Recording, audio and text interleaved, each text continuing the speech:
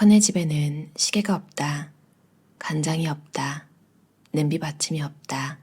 신발장이 없다. 행거가 없다. 커튼이 없다. 침대가 없다. 헌은 신림에 산다. 서울 관악구 신림동에는 21,805명이 산다. 강원도 양양군에는 약 28,000명이 산다. 기껏해야 동네인 신림에는 정말 이제 사람이 너무 많다. 서울에 연고 없는 사람이 처음 자리 잡는 곳이 왜 하필 신림인지 나는 이해할 수 없었다. 신림은 비싸고 시끄럽고 대체로 과잉적인 곳이다. 지방으로 이어지는 터미널 근처고 서울의 압축점인 강남과 가깝고 사당보다 싸서 3박자를 두루 갖춘 곳이라는 건 나중에야 한 일이다. 준법 정신이 제법 투철한 헌은 행인이 길가에 쓰러져 있으면 바로 경찰을 부른다. 대부분 분노와 슬픔이 언제 터질지 모르는 취객이지만 헌은 혹시나 하는 위급 상황을 염두에 둔다. 헌이 경찰에게 취객을 인도하는 것을 몇 번 봤다. 하지만 신림에서는 제외다. 신림은 너무 많은 취객이 아무렇게나 누워있다. 헌은 모른 척 지나간다. 헌과 나는 다이내믹 신림이라고 부른다.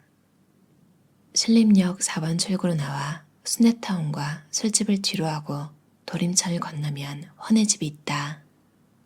도림천은 신림이 살기 좋은 곳이라고 말할 수 있는 거의 유일한 이유다. 반듯한 도림천을 헌은 매일 건너 다녔다. 헌의 집에는 짙은 갈색 나무무늬 장판이 깔려있다. 벽지는 깨끗한 흰색이다. 현관을 열면 왼쪽에 주방이 있고 바로 옆에 화장실이 보인다. 오른쪽으로 긴 직사각형 5평 원룸인데 직사각형 긴 변에 해당하는 벽에 머리를 대고 누우면 5사람이 꼭 들어간다. 그중 2사람이 들어갈 만한 공간에 검은색 철제 무중력 의자가 놓여 있다. 옥색은 하나도 없는데 어쩐지 옥색 느낌이 나는 집이다. 기온에서 느껴지나 보다. 옥색 맑은 기운이 보이세요. 헌의 하루를 따라가 보자. 헌의 집에는 시계가 없다. 벽 두 면에 창문이 하나씩 있어 채광이 끝내주는데 커튼이 없다. 알람을 맞추지 않아도 앵간하게 흐리거나 겨울이 아니라면 눈을 뜰 수밖에 없다. 헌은 매일 7시 18분에 알람을 맞춘다. 7시 30분쯤 일어나 SBS 모닝와이드를 켠다. 모닝와이드는 시계 역할이다.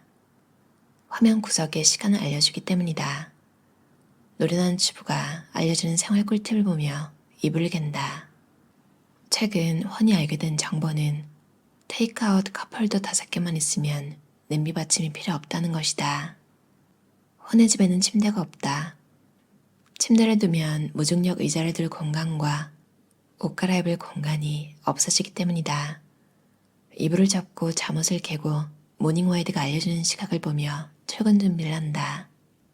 헌은 신림사람 대부분이 그렇듯 강남으로 출근한다. 빨려간다라고 써도 잘 읽힐 것이다. 서울 지하철 2호선이 지옥철로 불리는 데에는 다 이유가 있다. 신도림, 신림, 사당에서 강남으로 헤쳐 모인 사람들은 다시 사당, 신림, 신도림으로 흩어진다. 강남이나 신림은 사람을 최고치로 끌어올렸다가 삽시간에 툭 깔아지게 한다. 헌은 그 구간을 매일 왕복하며 말 그대로 진이 빠진다고 얘기했다. 나는 헌이 신림에 살기 때문이라고 생각하지만 그건 내가 신림에 살지 않아서 신림을 악당처럼 보는 것이기도 하다. 강남에서 신림으로 온 어느 구간이면 헌은 하나에만 집중하기 시작한다. 만원 지하철에서 자꾸만 팔꿈치로 미는 사람도 후덥지근한 냄새도 눈앞에 바로 보이는 다른 사람 핸드폰 화면에도 관심 없다. 여러 어깨와 가방에 치인 2손을 가슴 앞에 모아 고개만 빼꼼 든 상황에서도 집중한다. 오늘은 무중력 의자에서 뭐하지? 우선 저녁부터 먹자. 먹고 들어가자. 헌은 신림역 4번 출구 근처 서울 밥집에서 3,900원짜리 순두부찌개와 5,900원짜리 제육볶음을 자주 먹는다. 먹기 전부터 이미 예측 가능한 그 맛이다. 헌의 집에는 간장이 없다. 소금, 고춧가루, 설탕, 카놀라유도 없다. 사람이 라면을 제외한 요리를 할 때 필요한 최소한의 양념이 없다. 찬장에는 숟가락 2발과 라면 냄비 하나가 있다. 냉장고에는 2리터 생수 3개, 네이처 리퍼블릭 알로에 마스크팩과 들깨가루가 있다. 냉동실에는 아이스팩이 하나 있다.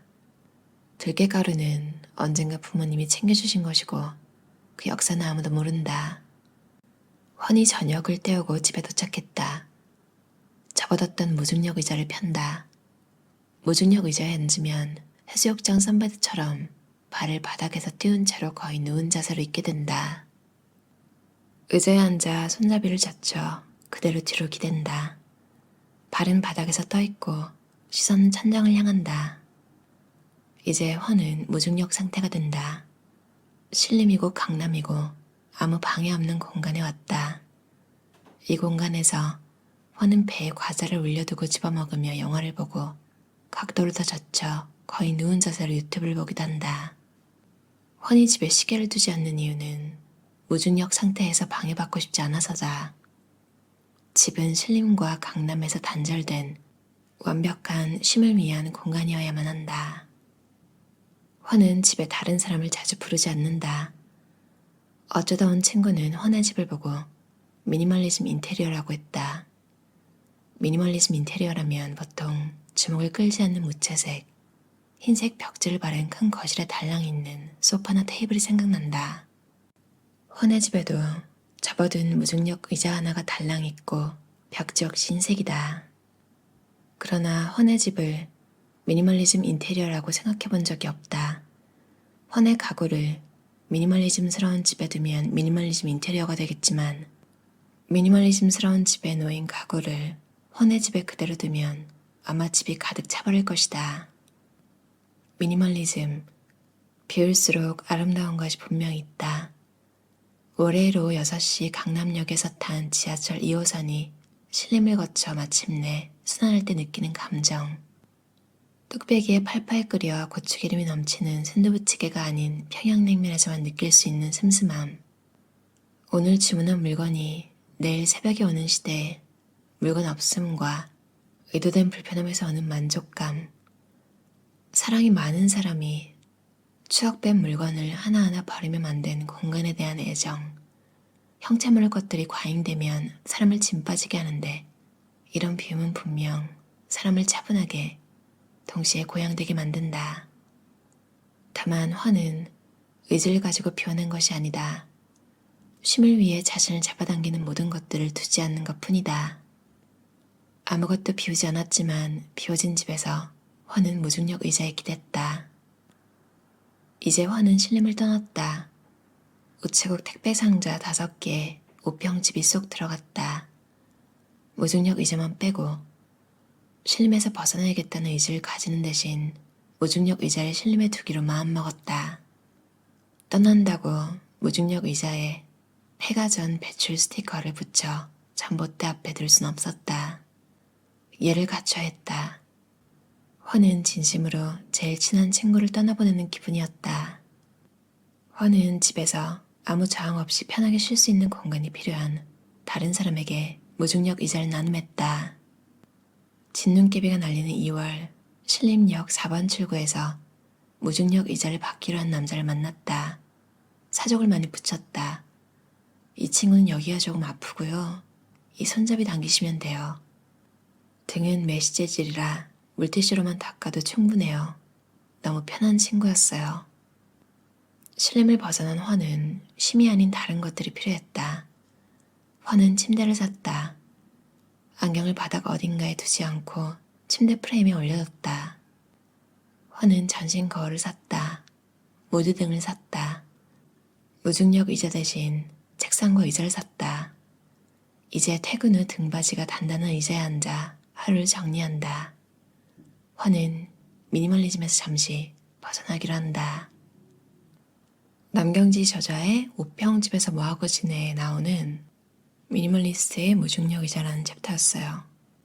뭔가 되게 유쾌하기도 하고 글을 재밌게 썼는데 뭔가 끝에 되게 좀 약간 좀 아련한 느낌 들지 않아요? 그러니까 어떻게 보면 방이 좁아가지고 침대를 놓으면 이 환이라는 분이 옷도 못 갈아입고 무중력 의자를 들 공간도 없어지기 때문에 뭐 어떻게 보면 의자를 선택했다고 할 수도 있는데 사실은 좀 공간이 부족했고 제한적인 여건 속에서 최선을 찾다 보니까 하필 또 출근하는 지역 같은 것도 되게 바쁘고 되게 지치고 그런 곳이라서 시계조차 쳐다보고 싶지 않았던, 저도 서울에서 자취할 때 생각이 나요. 전 제 스스로 침대를 산 적은 없고 그러니까 협소해서 그랬겠죠. 항상 소파베드를 샀는데 그땐 또 어려웠어서 가능했던 것 같기도 하고 펼쳐지기도 했거든요. 그래서 또 다른 지방의 친구가 올라오면 진짜 그 그지 같은 소파베드를 펼치기까지 해가지고 또 양쪽의 높이도 다르게 되거든요. 진짜 조그만 오피스텔에서 살았던 그런 추억들이 막 생각이 나요. 대신 뷰가 좀 운 좋게 굉장히 좋았어요. 남산타워가 보였는데 전 좀 그런 걸로 위안이 되는 타입인가 봐요. 그러니까 지금도 집이 좁거나 그렇진 않은데 일단 가구가 있는 게 마음에 안 들고 뭔가 묘하게 있는 것들이 그러니까 자가가 아니니까 제가 막 수리할 수가 없잖아요. 그러니까 있는 그대로의 색깔 이런 거를 못 바꿔도 이 집에 있는 이유가 뷰가 굉장한 위안을 주고 반짝거리는 것들이 밖에 있으면 그리고 사람이 지나다니는 게 보이니까 차 같은 것도 보이고 혼자 있어도 외롭지가 않은 것 같아요. 어떻게 보면 뷰가 저한테는 환님의 무중력 의자랑 비슷하겠죠? 뭔가 좀 더 자신감이 생기고 뭐 어떤 환경이 됐든 난 잘 행복하게 안 외롭게 살 수 있어 이런 자신감이 들면 그때는 이제 환님이 의자를 나눔했던 것처럼 저도 이제 그런 거에 신경을 안 쓰겠죠. 누구나 삶에 힘든 점이 있을 거잖아요. 뭔가 좀 약점 같은 것도 있을 거고 그런 거를 집이라는 공간에서 여러분을 위로해주는 점들이 있다면 어떤 건지 궁금해요. 여러분은 어떤 면에서 지금 살고 계신 집에 위안을 받으시나요? 다들 그런 마음의 안식처 이런 게 많았으면 좋겠어요. 들어주셔서 감사합니다.